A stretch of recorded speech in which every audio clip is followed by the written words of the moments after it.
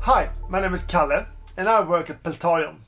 Categorical cross-entropy is a loss function that is used for single label categorization.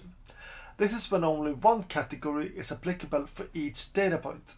In other words, an example can belong to one class only.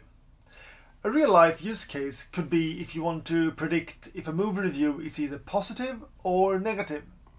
This you can actually learn how to do in our tutorial Movie Review Feelings. On the Peltarion platform, you set the loss function in the target block.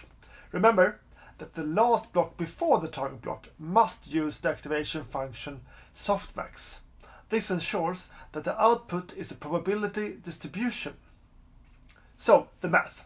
This is the formula for categorical cross-entropy, where y contains the predicted probability of belonging to each of the categories.